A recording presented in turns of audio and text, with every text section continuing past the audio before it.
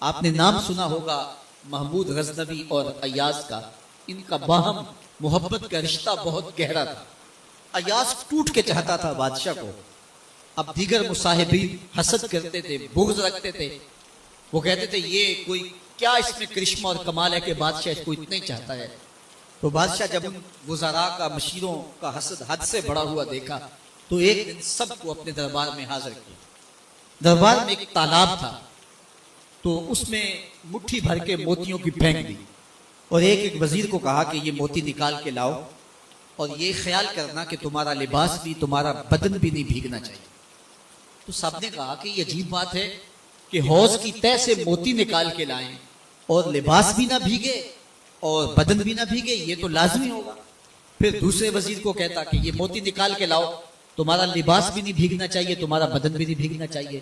تو وہ آگے سے حجت کرتا یہ کیسے ہو سکتا ہے کہ بدن بھی اور لباس بھی نہ بھیگے اور موتی بھی نکال لاؤ؟ تیسرے کو، چوتھے کو، پانچویں کو، ہر ایک آگے سے حجت کرے یہ کیسے ہو سکتا ہے۔ پھر ایاز آ گیا تو بادشاہ نے ایاز کو کہا کہ یہ موتی نکال کے لانے ہیں اور تمہارا لباس بھی اور تمہارا بدن بھی نہیں بھیگنا چاہیے۔ ایاز نے فوراً چھلانگ لگائی اور موتی نکالے۔ جب باہر نکلا تو بدن اور لباس پانی سے نچڑ رہا تھا، تو ایسے موتی بادشاہ کو پیش کیے اور بدن کپ کپا رہا تھا۔ تو بادشاہ بڑے غصے سے کہا کہ ایاز تمہارا بدن بھیگ گیا، تمہارے کپڑے بھی بھیگ گئے، میں نے کہا تھا لباس بھی نہیں بھیگنا چاہیے، کپڑے بھی نہیں بھیگنے چاہیے۔ تو ایاز بڑی لجاجت سے عرض کرنے لگا بادشاہ سلامت، آپ کے دو حکم تھے، ایک یہ کہ موتی نکال کے لانے ہیں، دوسرا حکم یہ تھا کہ لباس اور کپڑے بھیگنے نہیں چاہیے۔ تو ایک حکم میں نے پورا کر دیا ہے، دوسرے کی معافی چاہتا ہوں۔ تو صاحب اللہ نے حضرت انسان کے سینے میں جذبات کا ایک جہاں آباد کیا ہے، شیطان کو بھی انسان کے پیچھے لگا دیا اس کی آزمائش کے لیے، اس کے امتحان کے لیے۔ نفس اس کے اندر موجود ہے، اور دوسری جانب اس کو گناہوں سے منع بھی کیا اور نیکی کی تلقین بھی کی۔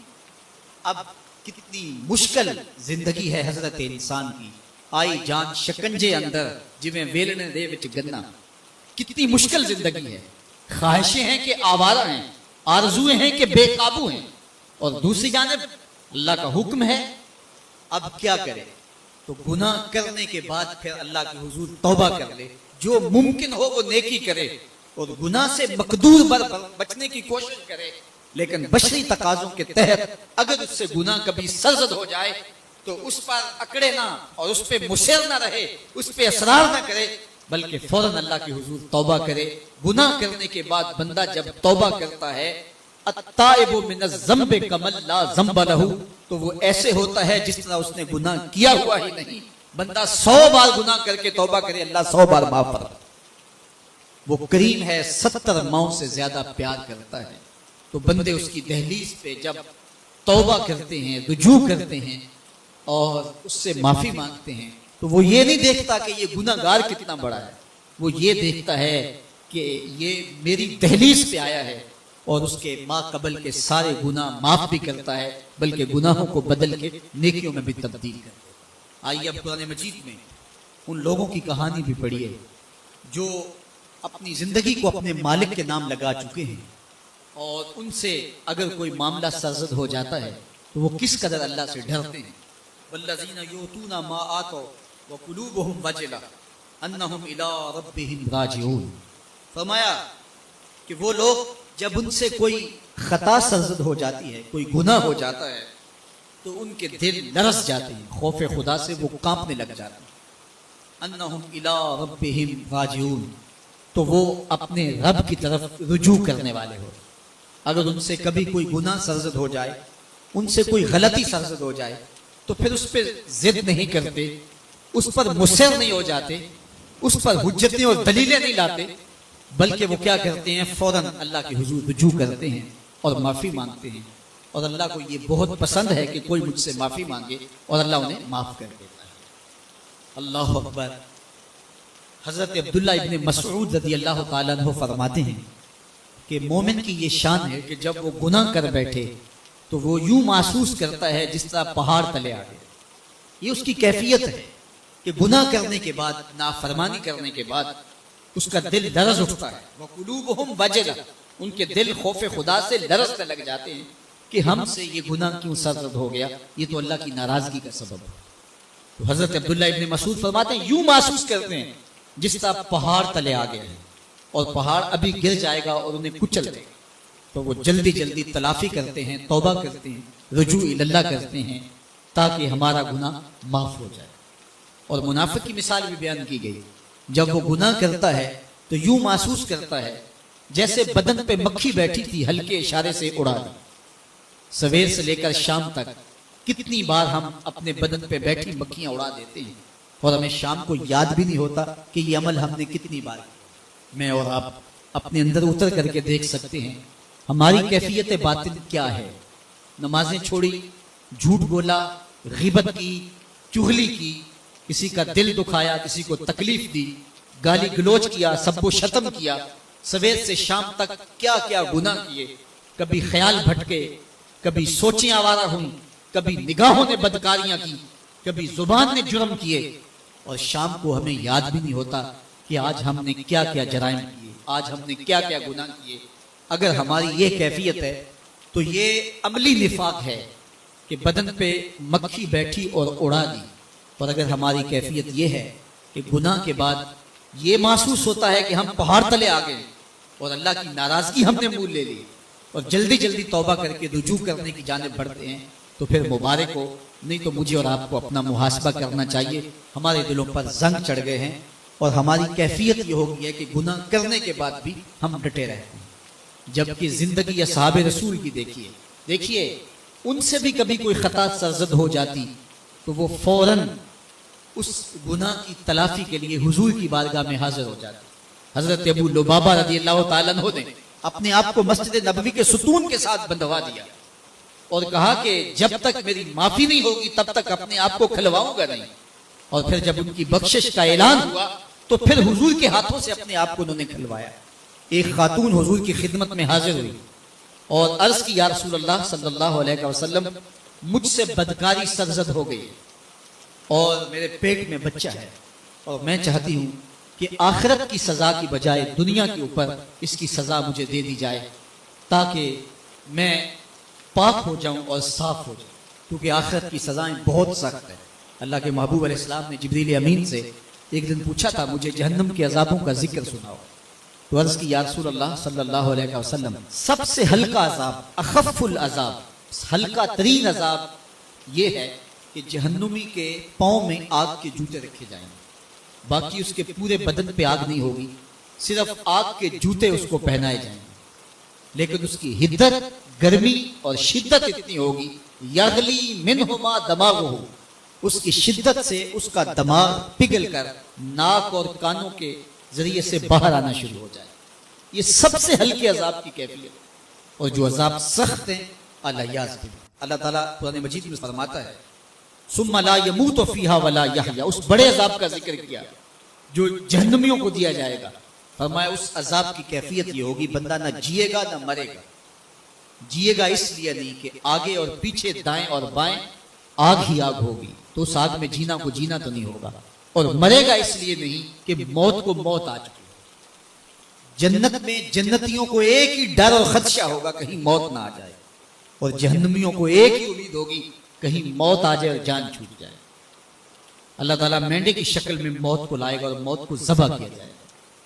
جنتی جنت سے اور جہنمی جہنم سے دیکھ رہے ہوں گے، جب موت کو ذبح کر دیا جائے گا اب موت نہیں، تو جنتی اتنے خوش ہو جائیں گے کہ اگر موت کو موت نہ آئی ہوتی تو یہ خوشی سے مر جاتے، اور جہنمی اتنے مایوس، دکھی اور پریشان ہوں گے کہ اگر موت کو موت نہ آئی ہوتی تو یہ صدمے سے مر جاتے۔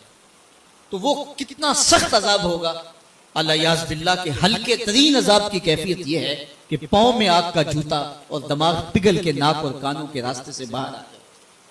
تو اس نے عرض کی یا رسول اللہ صلی اللہ علیہ وسلم، میرے اوپر حد جاری کر دیجئے، اور اس نے کہا کہ میرے پیٹ میں جو ہے وہ بچہ ہے۔ اللہ کے محبوب علیہ السلام نے فرمایا جاؤ جب بچہ پیدا ہو تو پھر آنا۔ وہ چلی گئی، تو جب بچہ پیدا ہوا تو گود میں اٹھائے پھر حضور کی خدمت میں حاضر ہوئی اور عرض کی یا رسول اللہ یہ ہے بچہ جو میں نے گناہ کیا تھا، بدکاری کی تھی، آج یہ اس کی نشانی ہے۔ تو اللہ کے محبوب علیہ السلام نے فرمایا کہ اسے لے جاؤ اور اسے دودھ پلاؤ، اور جب یہ کچھ کھانے پینے لگ جائے گا تو پھر آنا۔ تو تھوڑی دیر کے بعد، کچھ دنوں کے بعد وہ دوبارہ حاضر ہوئی اور اس نے اس بچے کے ہاتھ میں روٹی کا ٹکڑا دیا ہوا تھا، اور عرض کی یا رسول اللہ دیکھ لیجئے اب یہ روٹی کھانے لگ گیا ہے۔ اللہ اکبر۔ تو اللہ کے محبوب نے فرمایا لے جاؤ اور جا کے انہیں سنسار کر دو۔ اس کی یہ حد بنتی تھی، اس کو سنسار کیا اور اس نے خود یہ سزا اپنے لیے قبول کی۔ مائز ابن مالک اسلمی عرض کی یا رسول اللہ طہرنی، مجھے پاک کر دیجئے۔ میرے حضور نے فرمایا جاؤ اللہ سے معافی مانگو۔ وہ گئے اور معافی مانگی، بے چینی اتنی تھی، پھر آ گئے اور عرض کی طہرنی یا رسول اللہ، حضور مجھے پاک کر دیجئے۔ فرمایا جاؤ اللہ سے معافی مانگو۔ وہ گئے، معافی مانگی، پھر پلٹ آئے، تیسری مرتبہ، چوتھی مرتبہ۔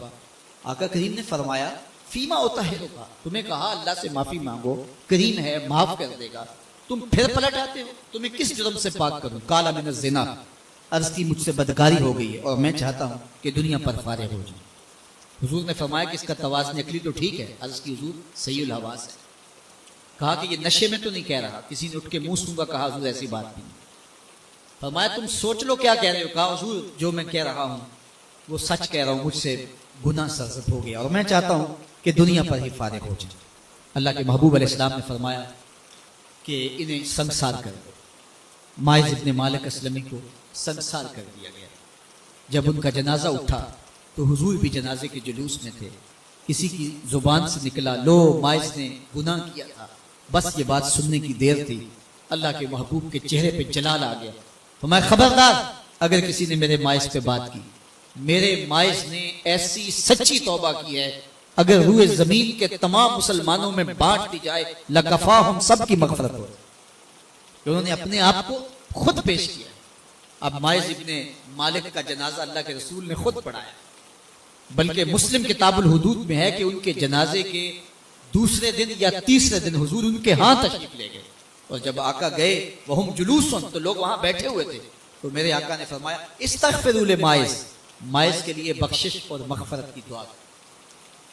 تو یہ بات ذہن نشین کیجئے کہ یہ وہ لوگ تھے کہ جن سے کبھی کوئی گناہ سرزد ہو جاتا تو وہ جلد توبہ کرتے، اور اس کی بڑی سے بڑی حد اور سزا بھی ہوتی تو وہ بھی کاٹنے کے لیے تیار ہو جاتے۔ میں اور آپ دیکھیں کہ ہماری زندگی میں اگر گناہ ہیں اور ہمیں سچی توبہ کی توفیق بھی نصیب نہیں ہے تو پھر ہم سوچ لیں کہ ہم کہاں کھڑے ہیں۔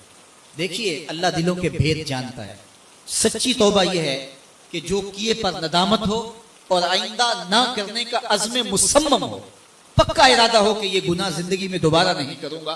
الگ بات ہے کہ پھر دوبارہ اس سے سرزد ہو جائے، لیکن جب وہ توبہ کر رہا ہو تو اس وقت اس کا پختہ عزم ہو اور اس کے دل کے کسی گوشے میں نہ ہو کہ چلو میں توبہ کر لیتا ہوں، پھر ہو گیا تو پھر کر لوں گا۔ پکا عزم ہو کہ دوبارہ یہ گناہ نہیں کروں گا۔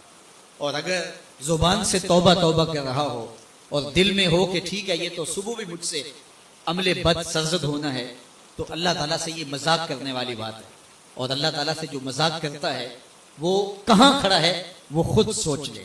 وہ کیا کسی نے کہا تھا کہ توبہ کی، پھر توبہ کی، پھر توبہ کر کے توڑ دی، میری اس توبہ پہ توبہ توبہ توبہ کر اٹھی۔ تو ایسی توبہ نہیں ہے کہ جو رسماً کسی مجلس میں چلے گئے، کسی اجتماع میں چلے گئے تو سب لوگوں نے توبہ توبہ کی تو وہ بھی توبہ توبہ کرتا رہا، لیکن اس کا عزم مصمم پختہ ارادہ نہیں تھا گناہوں کو چھوڑنے کا، تو یہ توبہ نہیں، یہ مذاق ہے۔ اس لیے اللہ کے حضور سچی توبہ یہ ہے کہ ما قبل کے گناہوں سے ندامت پیدا ہو جائے اور سچے دل سے ارادہ کیا جائے، پختہ عزم کیا جائے کہ دوبارہ میں یہ گناہ نہیں کروں گا۔ یہ الگ بات ہے کچھ عرصے بعد اس سے پھر سرزد ہو جائے، پھر وہ گناہ ہو جائے تو پھر وہ پکی توبہ کرے تو 100 بار بھی گناہ کرے گا، 100 بار بھی توبہ کرے گا، اللہ 100 بار قبول کرے گا۔ لیکن اندت توبہ اس کا عزم مصمم ہونا چاہیے، اس کا عزم پختہ ہونا چاہیے۔